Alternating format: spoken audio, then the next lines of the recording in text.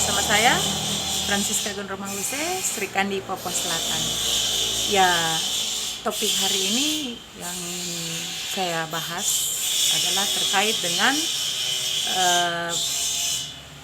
pelaksanaan pilkada yang akan semakin dekat, yang mana akan dilangsungkan pada tanggal 9 Desember 2020. Yang ingin saya soroti di sini terkait dengan penyelenggaraan pemilu dan juga di mana seluruh masyarakat di Indonesia maupun di seluruh dunia sedang melakukan peperangan melawan pandemi COVID-19 coronavirus. Jadi menurut hemat saya, ini menurut pandangan pribadi saya ya, bahwa pilkada 2020 untuk di Indonesia sebenarnya harus bisa untuk ditunda sebab Indonesia mengalami pandemi COVID-19 dan penyebarannya cukup sangat cepat dan tidak terdeteksi. Maka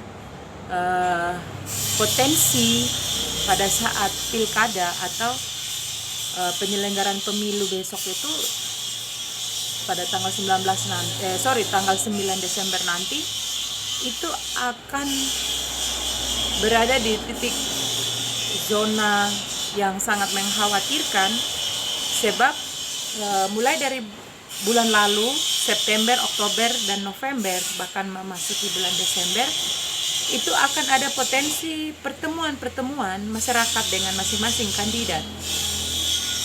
Jika protokoler kesehatan terkait penanganan COVID-19 atau coronavirus, kita akan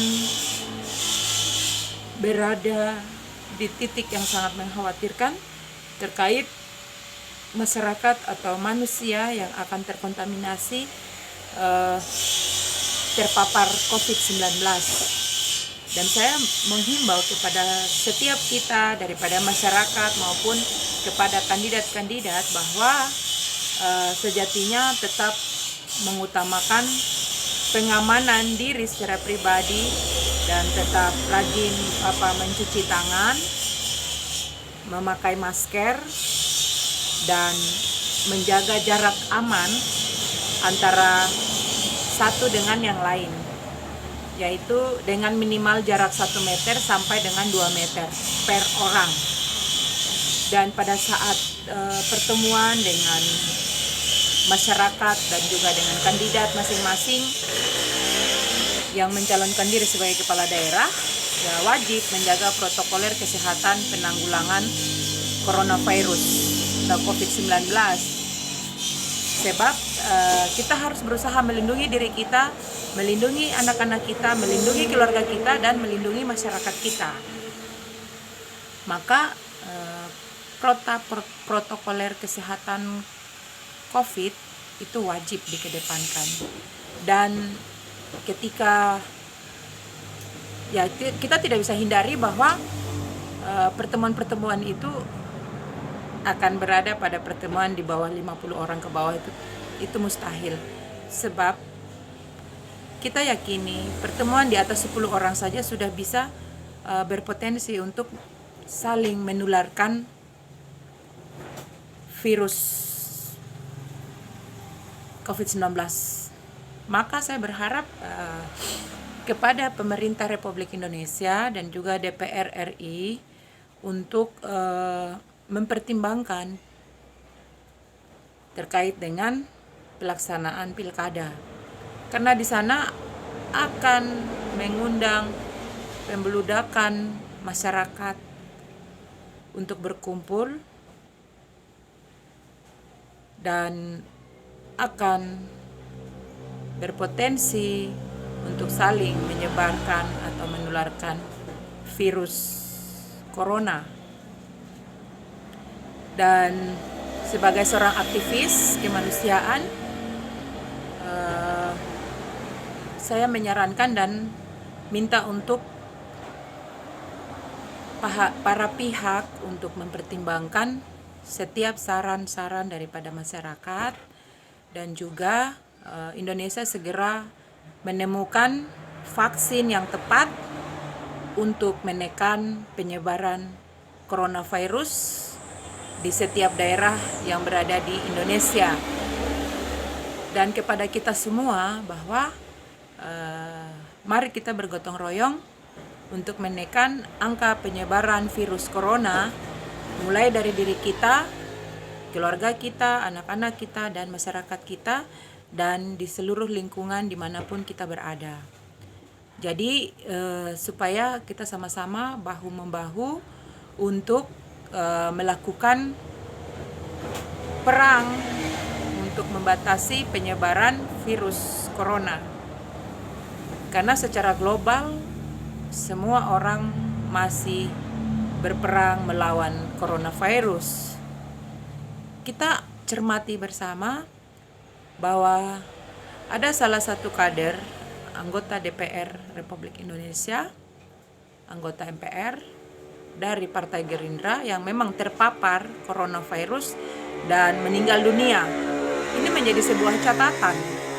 Lalu yang berikut seperti kita simak bersama, Presiden Amerika yang mana dengan protap keamanan baik kesehatan dan juga keamanan yang lainnya itu begitu ketat, tapi juga akhirnya informasi yang beredar bahwa beliau juga sempat kemarin terpapar coronavirus, tetapi sampai dengan hari ini hasil daripada pemeriksaannya itu memang belum dipublikasi secara umum dan bersifat tertutup, tetapi ini menjadi sebuah contoh-contoh.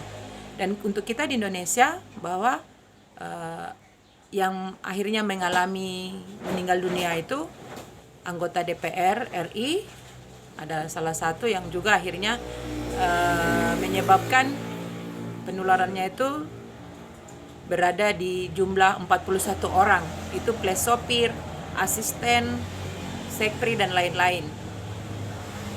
Dan juga Ketua KPU Republik Indonesia juga pernah terpapar, lalu Menteri Perhubungan itu juga pernah terpapar, dan ini kita semua memiliki potensi untuk terpapar COVID-19.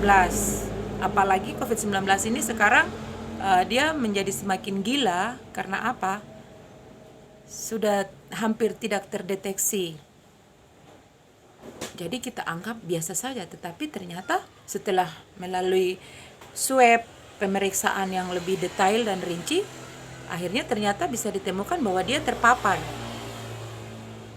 Maka mari kita secara bersama-sama, saya sebagai aktivis kemanusiaan, saya menghimbau kepada setiap kita semua untuk saling menjaga kesehatan diri kita supaya terlindung dari ancaman virus yang mematikan ini, yaitu COVID-19.